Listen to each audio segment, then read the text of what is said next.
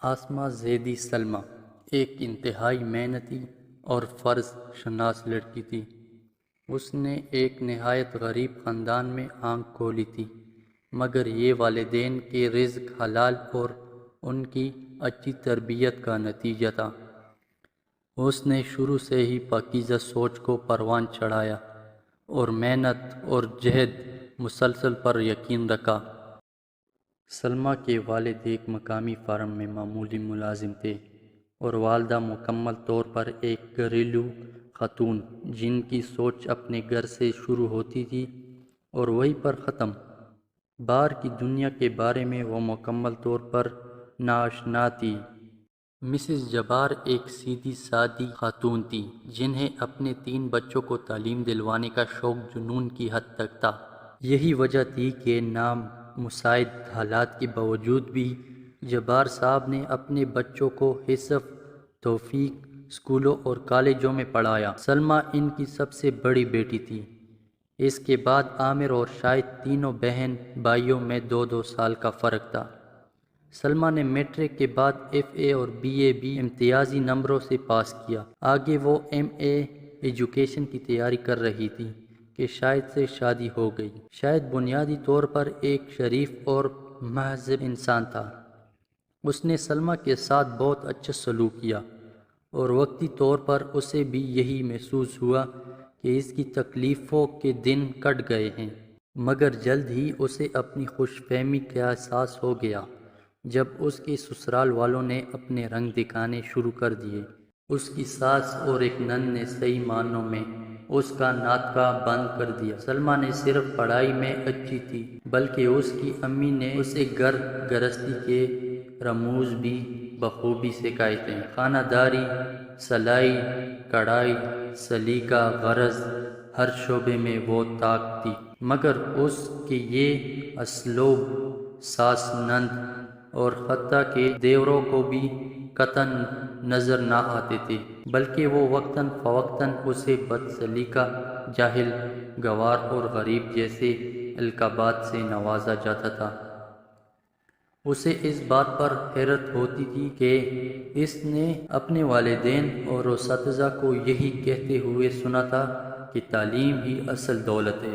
روپیہ پیسہ تو آنے جانی چیز ہے، تو پھر اسے غربت کا طعنہ کیوں دیا جاتا ہے؟ آہستہ آہستہ اسے اس بات کا احساس ہونا شروع ہوا کہ اس معاشرے میں زندہ رہنے کے لیے دولت کی اہمیت بھی اپنی جگہ مسلم ہے، لیکن یہ اس کے والدین کی پاکیزہ تربیت اور رزق حلال کا نتیجہ تھا کہ دولت کے حصول کے لیے اس نے کبھی بھی غلط راستے کے بارے میں نہیں سوچا تھا۔ قدرت نے بھی اسے اپنی حالت کو بہتر بنانے میں مدد دی۔ سچ کہتے ہیں کہ نیت نیک ہو اور انسان کا عزم سچا ہو تو اللہ تعالیٰ غیب سے ایسی امداد مہیا کرتے ہیں جہاں سے اسے گمان بھی نہیں ہوتا۔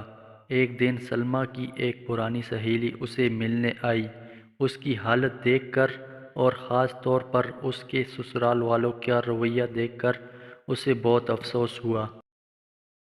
سلمیٰ بھی اس سے سچ کو چھپا نہ پائی اور اس نے روتے ہوئے اپنی تمام داستان غم اسے سنا ڈالی۔ رضیہ اس کی ہمدرد سہیلی تھی۔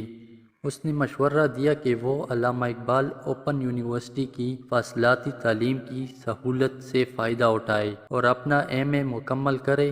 اس طرح وہ گھریلو کام بھی کر سکے گی اور اپنی تعلیم بھی بڑھا لے گی۔ چنانچہ اس نے کچھ بچت کر کے اور اپنے شوہر کی رضامندی سے وہاں اپلائی کر دیا۔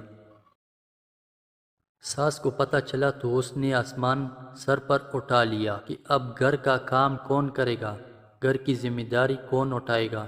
تو شاہد نے انہیں سمجھایا کہ اس نظام میں سلمیٰ کا یونیورسٹی جانا ضروری نہیں، اس لیے وہ گھر کے کاموں کو بھی سر انجام دیتی رہے گی۔ سلمیٰ سلائی کڑھائی میں تو ماہر تھی ہی، اللہ نے اس کی ایک اور طریقے سے بھی مدد فرمائی۔ وہ کچھ اس طرح کہ اس کے گھر کے قریب ہی ایک بوتیک شروع ہوا اور اس کی مالکن کو کپڑوں کی سلائی کرنے والی کچھ ماہر خواتین کی ضرورت تھی۔ سلمیٰ کو پتہ چلا تو اس نے خاتون سے بات کر کے کام کا آرڈر لے لیا۔ گھر کی سلائی مشین پر اس نے موٹر لگوائی اور ساتھ ہی اس کی اچھی تعلیم اور ریکارڈ کی وجہ سے قریبی پوش علاقے کے کچھ بچوں نے اس سے ٹیوشن لینی شروع کر دی۔ اس نے انہیں اتنے اچھے طریقے سے پڑھایا کہ وہ اس کے گردیدہ ہو گئے۔ جب اس کی ساس اور دیوروں نے دیکھا کہ وہ گھریلو کام کرنے کے ساتھ پیسے بھی کما رہی ہے تو انہوں نے سختی بھی کچھ کم کر دی۔ وہ لالچی لوگ تھے۔ شاہد کے علاوہ دونوں دیور پڑھائی میں بالکل پیدل تھے۔ سلمیٰ نے ان کو پڑھانے کی بہت کوشش کی مگر وہ بگڑ چکے تھے۔ اسی طرح اس کی نند بھی میٹرک کر کے گھر میں فارغ تھی اور اسے سارا دن تیار ہو کر ٹی وی دیکھنے کے علاوہ اور بھابھی کی شکایتیں لگانے کے علاوہ کوئی کام نہ ہوتا تھا۔ سلمیٰ کی ماں جب یہ ساری صورتحال دیکھتی تو اسے بہت رنج ہوتا مگر پھر شاہد کی شرافت اور اس کی حسن سلوک کو دیکھتے ہوئے اسے کسی حد تک صبر آ جاتا اور وہ اپنی بیٹی کے اچھے نصیبوں کی دعائیں کرتی ہوئی چلی جاتی۔ شادی کو 2 سال گزر گئے۔ سلمیٰ کو گود ابھی تک خالی تھی اور اس کی ساس کے چلائے ہوئے نشتروں میں اس کے بانجھ ہونے کے طعنوں کا اضافہ بھی ہو چکا تھا۔ اسی دوران اس کا MA بہت اچھے نمبروں سے پاس ہو گیا تھا اور اس نے اسپیشلائزیشن کے لیے آگے اپلائی کر دیا۔ شاہد کی بھی پروموشن ہو گئی۔ سلائی اور ٹیوشن کا کام بہت بڑھ گیا مگر سلمیٰ کو جیسے اللہ نے آہنی حوصلہ دیا تھا وہ چپ چاپ اپنے سسرال والوں کے مظالم برداشت کرتی اور اپنی ساری کمائی ان کے حوالے کر دیتی۔ شاہد یہ سب کچھ دیکھتا مگر ماں بہن اور بھائیوں کے آگے بولنے کی ہمت اس میں نہ تھی۔ گھر کا بوجھ کم کرنے کے لیے اس نے بھی شام کو ایک فیکٹری میں جانا شروع کر دیا تھا۔ اسی دوران حکومت کی طرف سے اسکولوں کے پرنسپل اور سینئر اساتذہ کی خالی نشستوں کا اشتہار اخبار میں چھپا۔ تجربہ نہ ہونے کی وجہ سے سلمیٰ پرنسپل کی سیٹ کے لیے تو اپلائی نہ کر سکی مگر اس نے سینئر ٹیچر کی پوسٹ کے لیے فارم جمع کرا دیا۔ ساتھ ہی اس کا MPhil بھی مکمل ہو رہا تھا۔ اسے منتخب ہونے کی نوید مل گئی مگر اسے جو سیٹ ملی وہ سندھ پنو عاقل میں تھی۔ اس نے اپنے شوہر سے بات کی اور شاہد نے کچھ تگ و دو کے بعد اپنے گھر والوں کو آمادہ کر لیا۔ ان لوگوں کو محض پیسے سے غرض تھی اس لیے کچھ پس و پیش کے بعد وہ مان گئے تھے۔ شاہد نے اپنے گھر والوں کے علم میں لائے بغیر اسی علاقے میں ٹرانسفر کی کوشش کی اور اپنے افسران بالا کی منت سماج کرنے کے بعد اپنی ٹرانسفر کرانے میں کامیاب ہو گیا۔ خدا نے جیسے ان دونوں کو صبر اور اچھی نیت کا ثمر دیا، جیسے ہی وہ دونوں پنو عاقل شفٹ ہو گئے سلمیٰ کی گود بھی ہری ہو گئی۔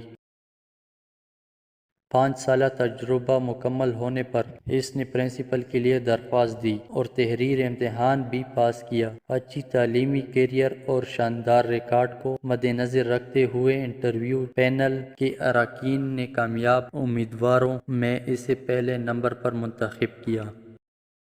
اس دوران اللہ نے اسے ایک بیٹے اور بیٹی سے بھی نواز دیا تھا۔